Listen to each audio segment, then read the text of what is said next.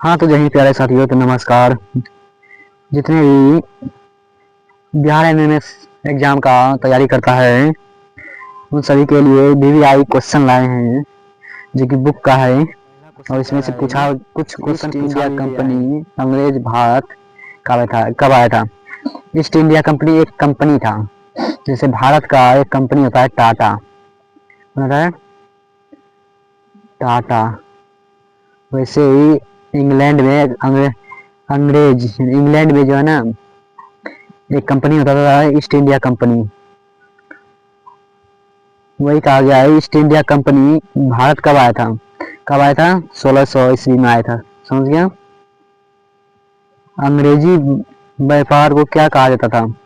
अंग्रेजी व्यापार को फैक्टर कहा जाता था। फैक्टर। और फैक्टर काय के लिए बोला जाता था तो अभी बताते हैं कि जब आया था भारत जब हुआ आया वहाँ तो इंग्लैंड में तो बहुत बड़ा बड़ा फैक्ट्री रहता था। तो भारत भी आया, अंग्रेज आया था व्यापार करने के लिए। तो अंग्रेज ने पहला फैक्ट्री लगाया था कहाँ लगाया था, हुगली नदी किनारे। जितने भी लोग बुक का पढ़ा होगा तो इसमें से बहुत क्वेश्चन तो बना लेगा। सभी बुक का ही है। दूसरा नंबर चैप्टर दूसरा इतिहास का। और अंग्रेजों ने पहला फैक्ट्री कब लगाया था, हुगली नदी किनारे लगाया था 1651 ईस्वी में। कब लगाया था 1651 ईस्वी में हुगली नदी किनारे। समझिए ना। जब अंग्रेज आया था 1600 ईस्वी में आया और 1651 ईस्वी में फैक्ट्री लगाया। इतना याद रखना है बारीकी से। अंग्रेजी सेना का सेनापति कौन था। जब युद्ध वह आया था व्यापार करने के लिए, लेकिन वह सोचा कि भारत पर कब्जा करेंगे तो उन्होंने सेना भी लगाया था साथ में। सेना उसका तो सेना चलाने के लिए सेनापति होता था। तो सेनापति कौन था, रॉबर्ट क्लाइव था। कौन था, रॉबर्ट क्लाइव। देखिए प्लासी का युद्ध क्या था, बक्सर का युद्ध क्या था। प्लासी का युद्ध कब हुआ था, ये तो जानता ही होगा, ये जो स्कूल में पढ़ा होगा। और प्लासी का युद्ध कब हुआ था ये तो सभी जगह पूछा जाता है। यही पूछा गया था शायद। प्लासी का युद्ध कब हुआ था, 23 जून 1757 ईस्वी को हुआ था। बी नंबर आंसर होगा। कमेंट में बताना कि कितना सही हो रहा है, कितना तुम पढ़ा था पहले से और कितना अभी क्वेश्चन सही बनाया। प्लासी का युद्ध किनके बीच हुआ था। प्लासी का युद्ध किसके बीच हुआ था। प्लासी के बीच युद्ध हुआ था 13 जून 1757 ईस्वी में रॉबर्ट क्लाइव और सिराजुद्दौला के बीच हुआ था। रॉबर्ट क्लाइव और सिराजुद्दौला के बीच हुआ था। बंगाल यानी कि बंगाल के बीच हुआ था। बंगाल का राजा कौन था, सिराजुद्दौला बंगाल पर ही कब्जा करना चाह रहा था अंग्रेजी, तो बंगाल से हुआ था युद्ध सिराजुद्दौला से। प्लासी के नामक स्थान, प्लासी की जगह था एक जगह था नाम था प्लासी, उसी जगह हुआ था, नाम पड़ गया प्लासी का युद्ध। और बक्सर का युद्ध भी किसने किया था, तो वो रॉबर्ट क्लाइव से ही हुआ था। और बताते हैं किसके बीच हुआ था, मीर कासिम के बीच हुआ था। 23 कब हुआ था, 23 अक्टूबर 1764 ईस्वी को। 23 अक्टूबर 1764 ईस्वी को हुआ था बक्सर का युद्ध। याद रखना प्लासी का युद्ध हुआ था 23 जून 1757, 23 जून 1757 को। और बक्सर का युद्ध हुआ 23 अक्टूबर 1764 ईस्वी को। और बक्सर का युद्ध किनके बीच हुआ था, रॉबर्ट क्लाइव और मीर कासिम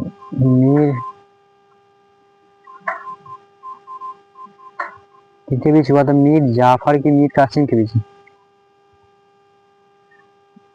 मीर कासिम के बीच हुआ था। किनके बीच हुआ था, मीर कासिम के बीच। रॉबर्ट क्लाइव जो युद्ध क्या था, जब सिराजुद्दौला, देखो यहाँ पहले क्लास से पढ़ा चुके हैं। जब सिराजुद्दौला मरा, जब सिराजुद्दौला को अंग्रेज ने युद्ध में हरा दिया, सिराजुद्दौला को, जब प्लासी के युद्ध में प्लासी के युद्ध में सिराजुद्दौला को हरा दिया अंग्रेज ने। उसके बाद बना कौन, सेनापति था उसका, तो मीर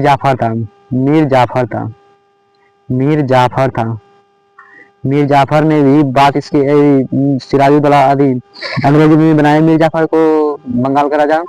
फिर बंगाल के राजा जो मीर जाफर, इन्होंने जो भी है ना, मीर जाफर ने अंग्रेज का बात नहीं मानने लगा। तब मीर कासिम को बनाया था राजा, तब मीर कासिम को बनाया राजा, समझ गया ना। मीर कासिम के बीच ही वो युद्ध हुआ था, बंगाल बक्सर का युद्ध। बंगाल का राजा कौन था? मीर कासिम था, इन्हीं के बीच हुआ था। पुर्तगाली भारत कब आया था? पुर्तगाली भारत आया था 1498 ईस्वी में। 1498 ईस्वी में समुद्री मार्ग से आया था। मुगल बादशाह औरंगजेब की मृत्यु कब हुई थी? मुगल बादशाह एक औरंगजेब था राजा, मुगल का, मुगल समाज का, भारत का राजा था, मुगल लिया वंश। 1707 ईस्वी में उसका मृत्यु हुआ था। अगला क्वेश्चन है, बहादुर शाह जफर और उनके बेटे को किस अंग्रेज अधिकारी ने गिरफ्तार किया? कौन से अंग्रेज अधिकारी ने बहादुर शाह जफर को गिरफ्तार कर लिया? जब 1857 की क्रांति हो रहा था ना, जब 1857 की क्रांति हो रहा था, उस समय मुगल का बादशाह कौन था? बहादुर शाह जफर। तो सोचा कि भारत का जो बादशाह है उन्हीं को गिरफ्तार कर लिया जाए, ताकि भारत का जो है ना विद्रोह शांत हो जाए। तब अंग्रेजी अधिकारी ने जो है ना बहादुर शाह जफर को गिरफ्तार कर लिया। और कौन था अंग्रेजी अधिकारी? रॉबर्ट, कैप्टन हडसन था, कैप्टन हडसन था। और इसको जो है रंगून जेल में बंद कर दिया, बहादुर शाह जफर को रंगून जेल में बंद कर दिया था। विदेश में था रंगून जेल, रंगून जेल में इसे बंद कर दिया। अब आते हैं दूसरा टॉपिक है यह, हैदर अली कहाँ के शासक थे? हैदर अली कहाँ के शासक थे? मैसूर का था। कहाँ का था? मैसूर का। Option number A. Hyder Ali की मृत्यु कब हुई थी? हैदर अली की मृत्यु हुआ था 1782 में। 1782 में 1761 से 1782 ईस्वी तक यह राजा रहा था। 1761 से 1782 ईस्वी तक मैसूर का यह राजा रहा था, समझ गया। और अगला नंबर, शेर ए मैसूर किसे कहा जाता था? बताओ ऑप्शन कौन ना होगा इसका? इसका ऑप्शन होगा टीपू सुल्तान को। हैदर अली का बेटा कौन था? टीपू सुल्तान। और जब यह हैदर अली जो है, हैदर अली कब मरा था? 1782 ईस्वी में ये मर गया। तो राजा गद्दी पर कौन बता? मैसूर का राजा कौन बना? टीपू सुल्तान। टीपू सुल्तान बना, इसका बेटा था अभी बना टीपू सुल्तान। अभी टीपू सुल्तान जब राजा बना था, ये गया था जंगल, गया था घूमने, तो यहाँ एक शेर से लड़ा था यह। इसका हथियार भी खराब हो गया, यानी गोली, इसका बंदूक जो था इसके पास, इसका खराब हो गया। और इसके बाद तलवार जो था, तलवार यह भी ये गिर गया, छूट गया हाथ से। तब फिर भी लड़ते लड़ते बाद में ये तलवार उठाया और उसको शेर को मार दिया। तभी से कहने लगा शेर ए मैसूर, तभी से टीपू सुल्तान को शेर ए मैसूर कहने लगा। ये पहले की क्लास में हम बहुत अच्छा से पढ़ा चुके हैं, और सभी क्लास देख लेना है। ऑप्शन कर रहा है टीपू कहाँ के शासक थे?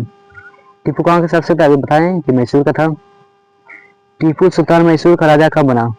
जब हैदर अली का मृत्यु हुआ। कब हुआ था? 1782 ईस्वी में। तो अब ये बना मैसूर का राजा। टीपू सुल्तान कब मारे गए थे? टीपू सुल्तान ने कोई अंग्रेज से युद्ध किया था। अंग्रेज से यह युद्ध किया।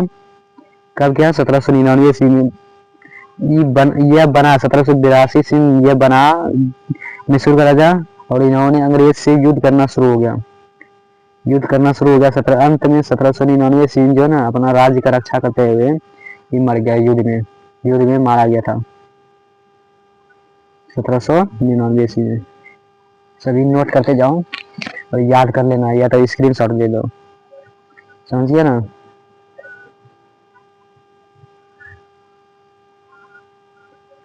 लॉर्ड डलहौजी, हाँ कौन था पूछा था क्वेश्चन, यहाँ देखो। टीपू सुल्तान कहाँ के राजा थे? टीपू सुल्तान कहाँ के शासक थे? यही पूछा गया था जब हम एग्जाम देते थे ना, मेघा चक्रवर्ती का तब पूछा गया था मैसूर का, यही क्वेश्चन पूछा गया था जब हम ये एग्जाम दे रहे थे तो टीपू सुल्तान के बारे में। लॉर्ड डलहौजी अंग्रेजी अधिकारी थे। लॉर्ड डलहौजी कौन अधिकारी थे, यानी कौन से पद पर था? तो गवर्नर जनरल था, गवर्नर जनरल लॉर्ड डलहौजी। अंग्रेजी अधिकारी लॉर्ड डलहौजी कब तक गवर्नर जनरल थे? गवर्नर जनरल भारत का कब बना? गवर्नर जनरल एक अधिकारी होता था, सब जितना भी भारत में कानून लागू होगा तो गवर्नर जनरल को पूछ के लागू किया जाता था अंग्रेज के समय में। सबसे बड़ा अधिकारी होता था गवर्नर जनरल। कब बना था? 1848 से 1856 ईस्वी तक बना था। 1848 से 1856 ईस्वी तक गवर्नर जनरल के पद पर रहा था लॉर्ड डलहौजी। लॉर्ड डलहौजी के बारे में आगे भी पढ़ेंगे, अगले चैप्टर में देखना।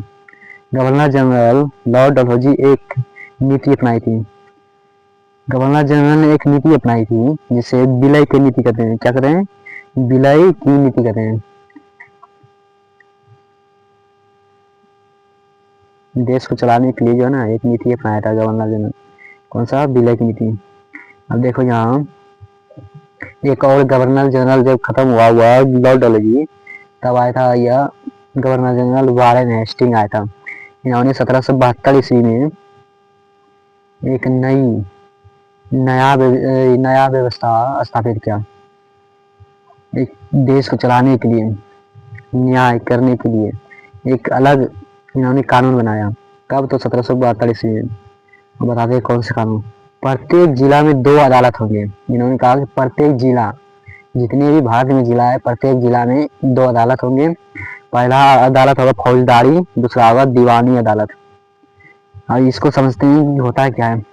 फौजदारी यानी देखो पता चल रहा है शब्द से कि फौजदारी यानी कि लड़ाई झगड़ा, चोरी डकैती के बारे में, लड़ाई झगड़ा चोरी डकैती के बारे में सुलझाया जाता था फौजदारी मामला में। अगर कोई भी चोरी कर लिया, मारा पीटी कर लिया, तो वो जो केस चला गया वो फौजदारी मामले में चला गया। अभी भी वही चलता है कि अगर यदि मारपीट कर लेगा तो वो फौजदारी मामले में चले जाएगा।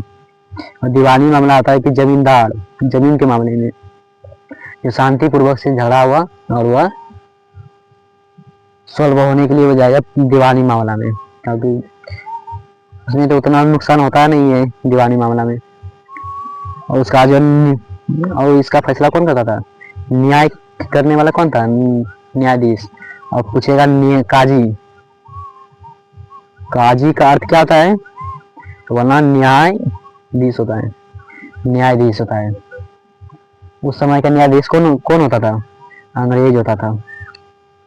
अभी जो है भारत में कौन न्यायाधीश होता है? कोई भी हो जाता है, भारत का कोई भी नागरिक हो जाता है,